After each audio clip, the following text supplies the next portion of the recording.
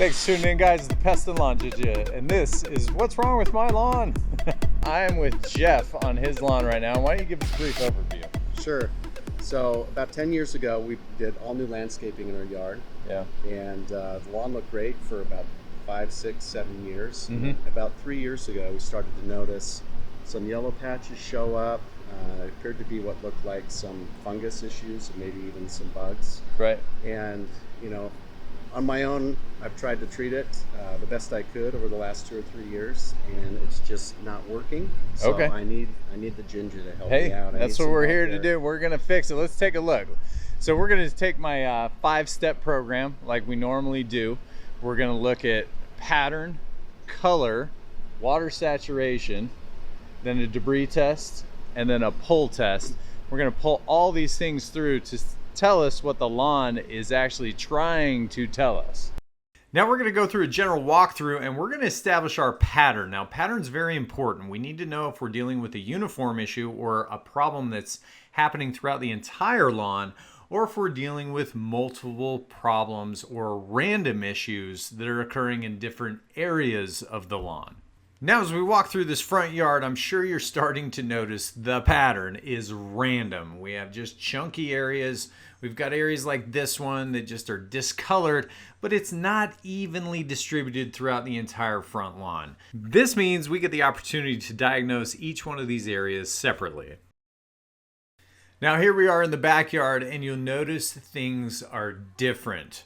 We don't have a lot of isolated random issues as much as we have a general overall kind of haze.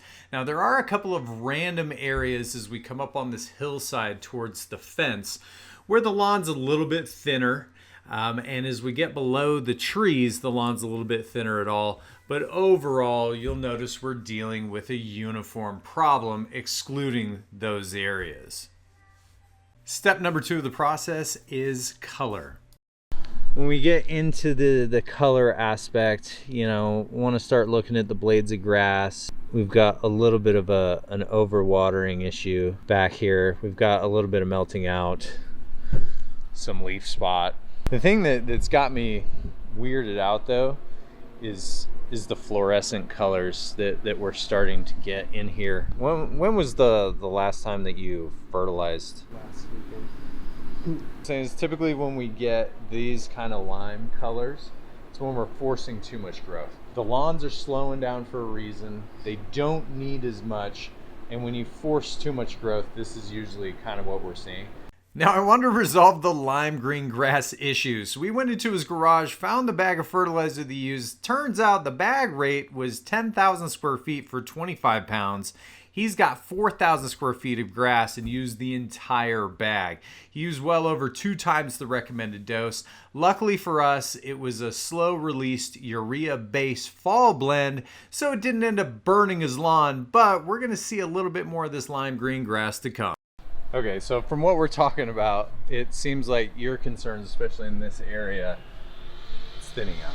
Right. But it's been doing that for a couple of years. It has been. Okay. So we're gonna have to check out the watering. It would be number 1. Okay. Not Overly concerned about bugs at this point, but here's the problem that we have, right? If memory serves me right, that would be north, right? That's right. That'd be south. Yep. East, west. Yep. So as the sun's coming up, we do legitimately get a lot of shade here, but it's also going to be following your fence line all the way through on this wall. And so when you get pockets like this where you've put a nice shed here, but then you've got this wall here, the shade's just kind of following it a little bit, and we may not have the right type of grass that you want. Okay. And so you could replace it, every other year, and you're going to continually replace it every other year because it's not going to get enough. Like bluegrass has to have like 4 hours. So if I'm correct, we get to this spot over here. It's out there. We get here. If I'm correct, this would be thicker. It is. And so that's generally what it is. Now we can introduce a perennial ryegrass into that section, and that's going to help out dramatically because the rye, it mixes really well with blue. It'll make it look thick, it'll make it look healthy. A lot of people worry about having different grass types, but if you get a couple of them that coexist well together, you don't need to stress about it. Next up on the list is the water saturation test, and I like to use the AMS Soil Probe, which is here on the left. It's a fantastic tool that just simply shows us what reality is in the soil. Now, ideally, we want to find water or evidence of water 6 to 8 inches deep into the soil. Now, in the fall time, it's very common to have a lawn that's overwatered. Now, my assumption is the lawn was being overwatered, but I need to find out what reality is today. Now, since we have melting out fungus and it is the fall time, it's going to be better just to deal with the melting out for the rest of the season and not treat it. If we do start the process of dehydrating the lawn this time of the year, it's going to force the lawn into dormancy and he's not going to be able to enjoy the lawn for the rest of the season. All right, Jeff, safe to say we went through, we pulled the plugs. Watering is pretty even other than one spot. So this is the only spot that I'm concerned of, and we definitely have a little bit of melting out going on, but it doesn't look new. So it looks like it's been here for a while. And so we've gone over color, we've gone over pattern. The color category would be the melting out because we looked at the leaf spot. Watering is even. We need to move on to the debris test, but before we do that, I want to show everybody the plug that we pulled. So this lawn is brand new in April, right? That's right. And you can see we've got almost 1/4 of an inch of just thatch, which is kind of shocking. So we need to work on water management practices. And next season, I want you getting on the water just a tad late, meaning I want you to push it through in our season almost to like end of April. You can still spot water, but I really like to see you get an AMS Soil Probe out here and just watch it.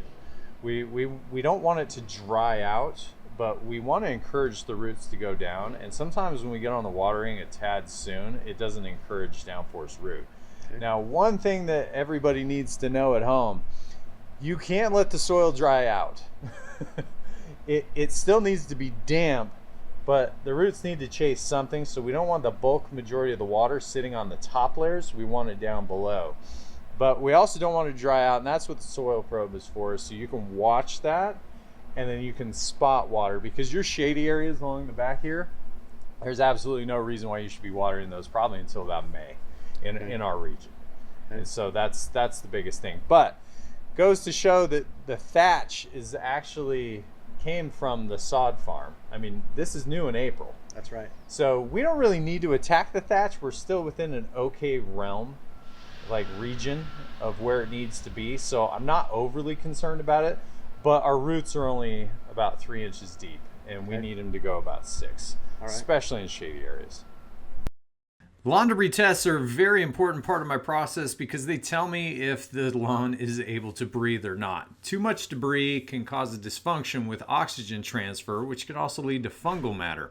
The fungal matter can also get caught in this lawn debris, and it's important not to have too much. Checking lawn debris is easiest by use of a Thatch Rake. You can pick one of these up at your local hardware store, or you can check the link in the description of my video. Safe to say you got a solid D. Solid D on my raking skills? It's a lot of debris.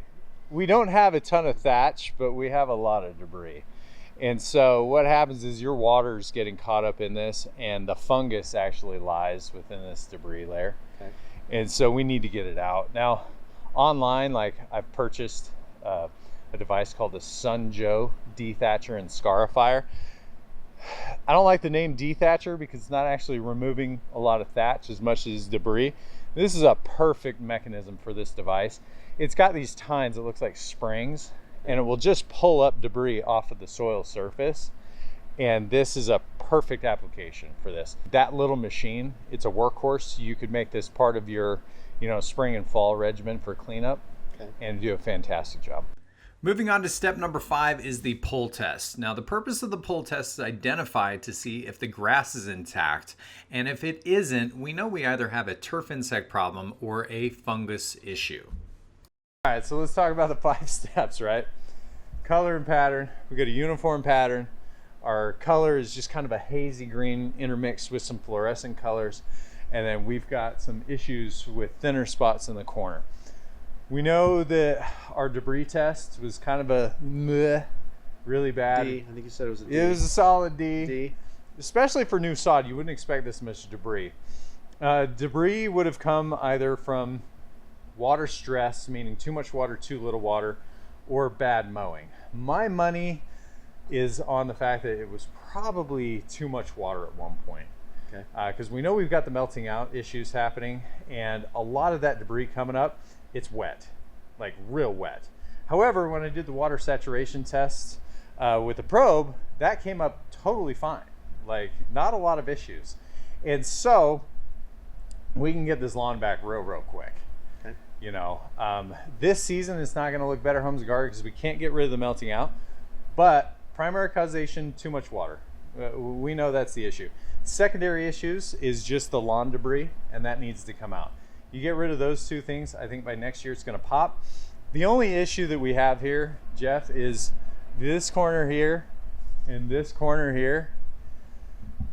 These are going to be rough spots no matter what. I think if we just start introducing some perennial ryegrass, and I would just dormant seed. We've missed the window for seeding for the year. It's too cold now. I would put some seed down probably November 27th, or if you want to wait until next spring. Okay. That's why. Now I'm really excited to dive into this front yard so I can slay the lawn. Now the front yard is riddled with random patterns. Now I want to remind you guys that random patterns means that we have different issues in different areas of the lawn. So it's important that we go through each one of the random areas separately so we can figure out what reality is. I'm trying to figure out where to start in the front yard. So let's keep it simple. Let's keep it with pattern. Okay.